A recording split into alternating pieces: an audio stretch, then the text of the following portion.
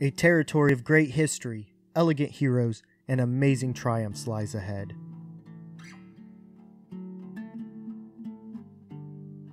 Sprawling farmland is producing the food of the territory, while the fertile fields give way to the isocac forest, which takes up a large portion of this territory.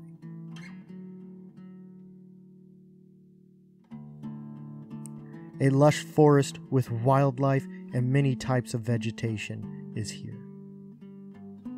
The trees that make up this forest are dark oak, and birch types, with large mushrooms also growing throughout the forest.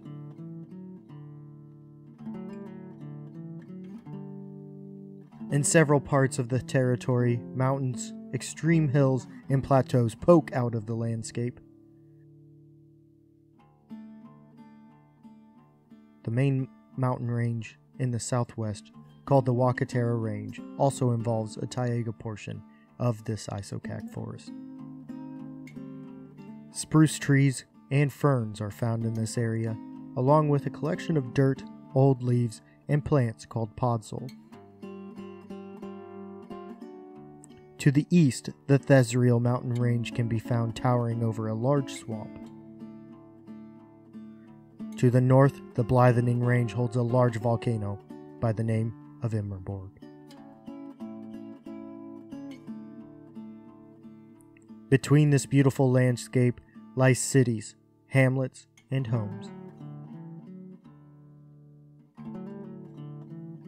The cities include Aluik, Raisley, and BrownieBits.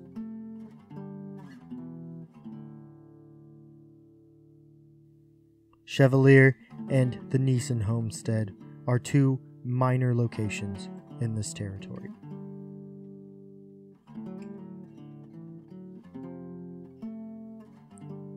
Exports of wood and grains leave the river port of Aluik daily, with destinations in other cities and territories.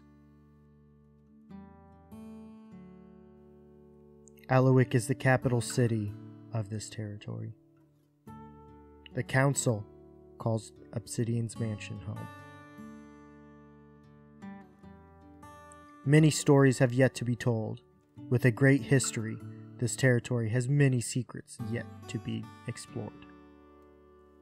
Come join as we explore the history of the territory of Osins.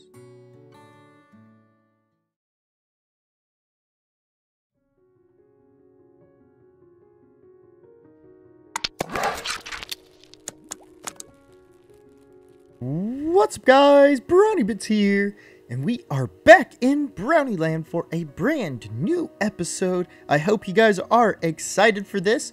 Also, I hope you enjoyed that little video at the very start. Today is the very first episode of World Anvil Wednesday for BrownieLand, and basically what this is it's a creative lore style story that will come out each Wednesday at the start of the video. I haven't decided if it's only going to be at the start or if I can create my own video out of it, but guys, in the description down below there will be a link to the actual World Anvil site for BrownieLand that talks about what we just started talking about. So like today is the starting point of the Osins territory, and the Osins territory is actually the territory that we are in. It's kind of like the state of this area, the country of this area.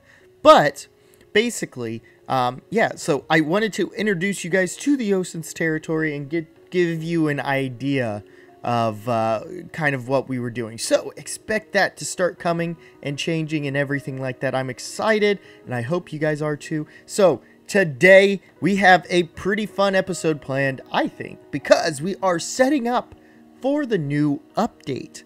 And then there's going to be some things that I will end up doing that are not what's the word? that are not or not completable yet. So like we can't test it to make sure it works yet until we can jump into the new update. But let's go ahead and take a look at this. So I've already tested this out. We need to do a sheep farm. And the sheep farm is truly a wool farm. So this wool farm, the way I have it set up, as you can see, we've got grass around the outside, and that grass will spread into here because these are transparent blocks. Okay. You have this dispenser with this chest going into it. What this chest does is it will fill it up with shears on both sides. It will fill it up with shears, and then down here, whoops. I thought I had my shovel out. There is an observer pointed in to the middle block there, that middle grass block. Well, dirt block right now because you ate it, bad sheep. But inside of that grass block is actually a minecart hopper minecart. That's what it's called. Yes, it's a hopper minecart. And so basically when that gets updated, like when the sheep eats the grass and grows its wool back, this will automatically fire. And in the new update, when you have a shear inside of a drop or a dispenser, it will actually shear the sheep. So it'll shear it, and then that'll get dropped down and picked up by the minecart hopper. And then there's a little chain of hoppers that go to this. And as you can see, we've got wool here, so that whenever this happens and fills up, we know that this is where all the red wool is. Now, it's not going to be this small. What I would like to do is have a line of several of these going at the same time, because as I was testing it, it seemed to be pretty good, all things considered, but it really truly needs more than just the one sheep. So I would truly like to have this big space where this is happening, but I don't want it to be up in this up here.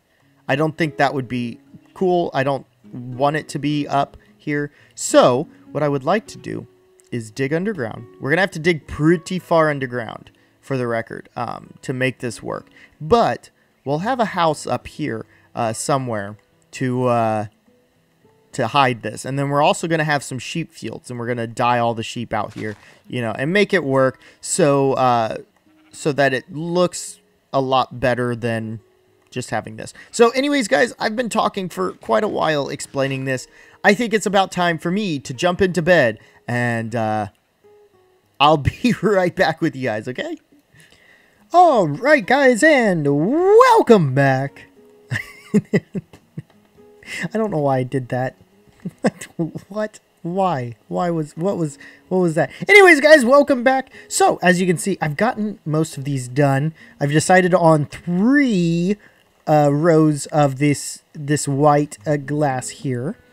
And then, or glass. White wool. 3 rows of the white wool. And then every other one will have 1 row of color. Because white wool can be a little bit more usable, because you can always dye it and all of that stuff. So I figured we could go ahead and do that. Though, now that I think about it, we really don't need that many. What I could end up doing is making 2 rows of each color. But I don't know. We'll see. We will have to see. Because, well, I mean, that is also the thing to think about. We could always have it, you know, multiple levels. Like this doesn't have to be the only level in this this little thing here. But I saved 1 color for us to do, and yeah. So I wanted to go ahead and do that. First off, we need to make a minecart hopper, and then what we need to do is find some polished andesite. And then we're going to basically make a row here. We're not going to mess too much with it as far as everything goes. And then what we're going to do is we're going to make this little L-shaped. And that's because we're going to put chests here. And then using our hoppers, we are going to actually hook it up like so. And I'm only doing this because I think it's it's a good thing to know how to build this because it is very, very, very usable.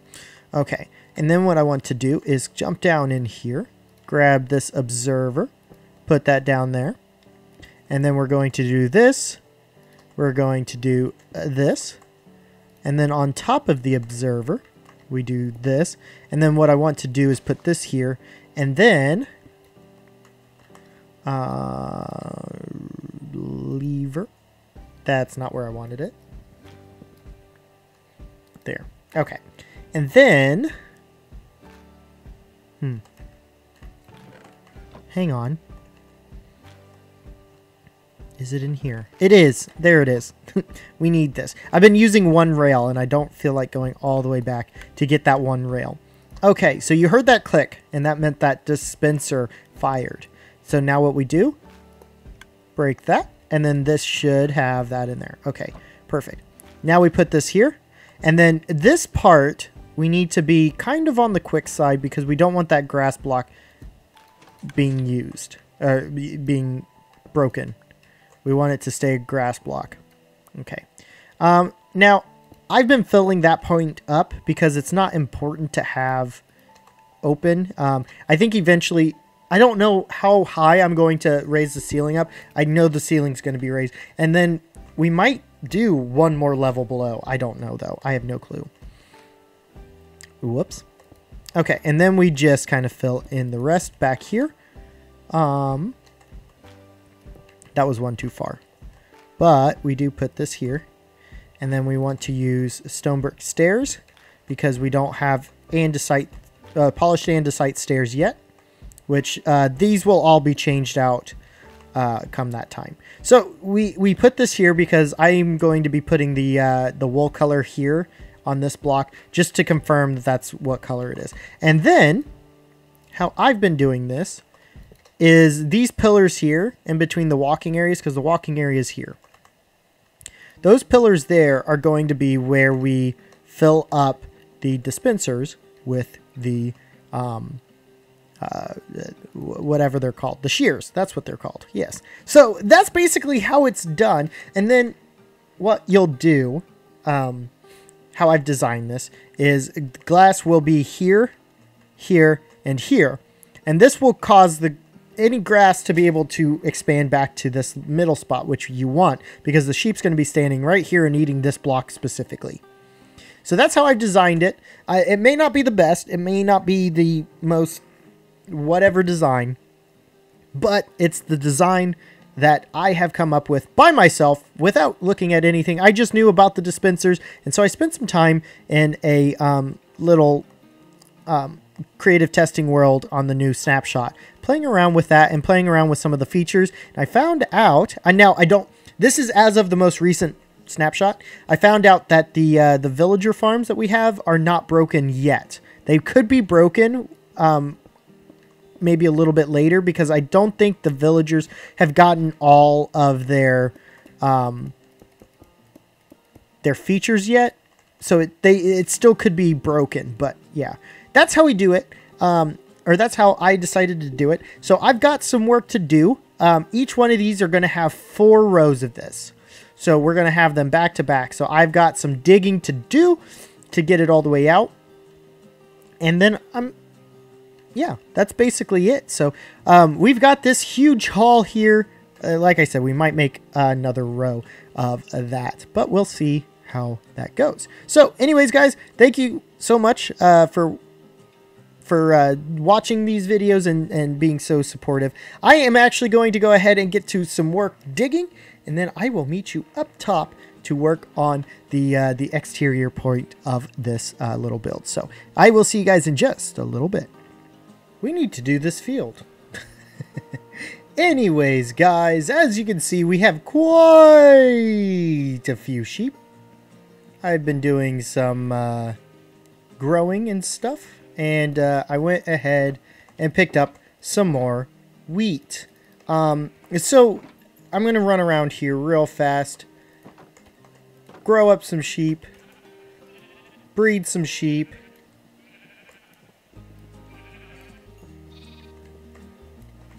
get some sheep unbreeded.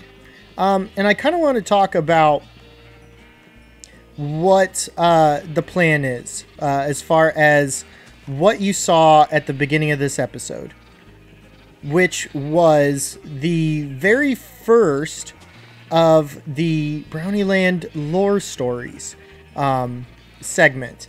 And that those segments slash actual full-length videos themselves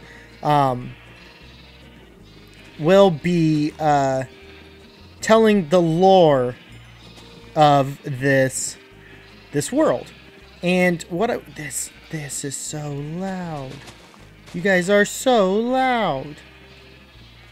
That's fine. We get you, yeah, you too. But yeah, so basically,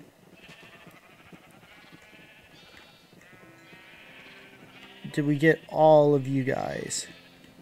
Okay, so yeah, basically, this whole world has a bunch of lore in it, very, very obviously.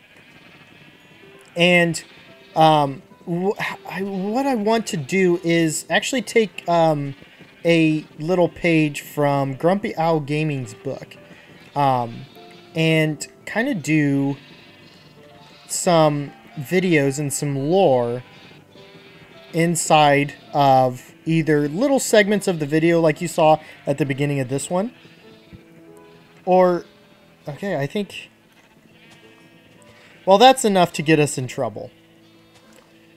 Also, I don't want this horse in here. Thank you. Okay, so now this is full of sheep, and we're going to be having